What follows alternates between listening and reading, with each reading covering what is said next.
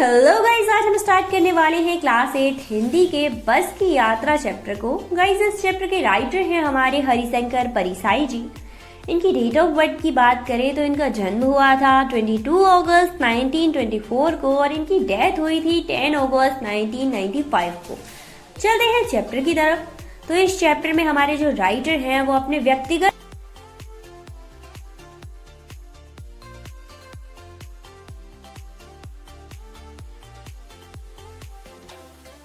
Experience मिले थे, कितनी ज़्यादा प्रॉब्लम्स हुई थी, क्या क्या फील हुआ था, उन सारी चीज़ों को इस चैप्टर में बताते हैं।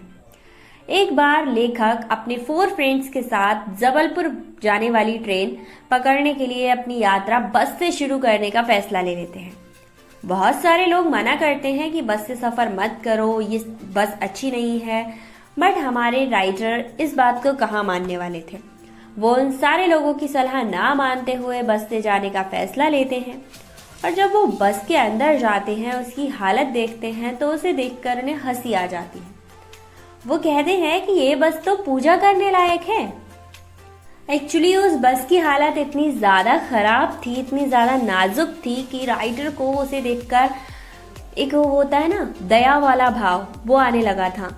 उस बस के प्रति श्रद्धा का भाव जाग गया था कि भाई ये कैसे जाएगी। जैसे ही इंजन स्टार्ट होता था तो ऐसा लगता था कि पूरी बस एक इंजन हो।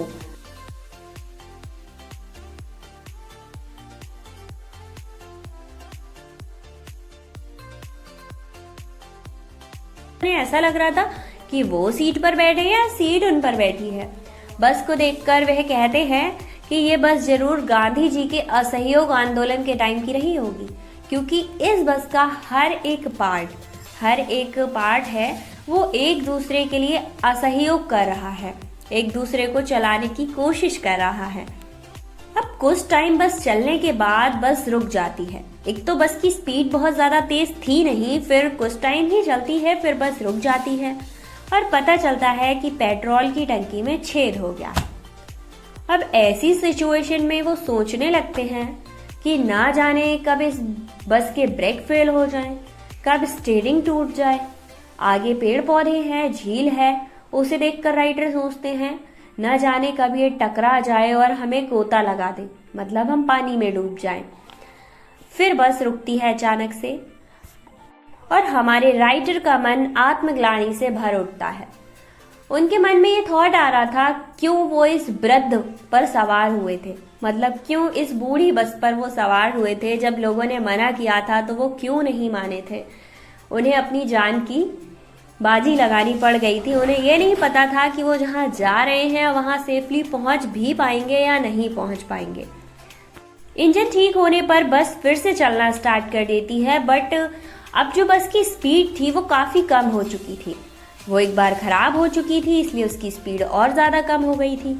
आगे एक पुलिया पर उस बस का टायर पंचर हो जाता है और सारे जो यात्री थे जो उसमें बैठे हुए थे वो ये उम्मीद छोड़ देते हैं कि वो टाइम से उस जगह पहुंच पाएंगे जहां पर वो जाना चाहते हैं।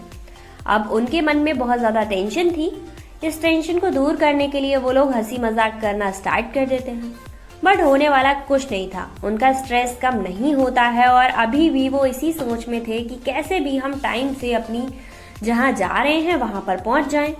लास्ट में जो हमारे राइटर हैं वो अपने डर का त्याग करके बहुत ज़्यादा एंजॉय करने की कोशिश कर रहे हैं और एक्सेप्ट कर लेते हैं कि यार मैं इस बार बस का पार्ट हूँ, अब मैं कुछ कर तो सकता नहीं हूँ, बट अपने डर को दूर करके एंजॉय कर सकता हूँ।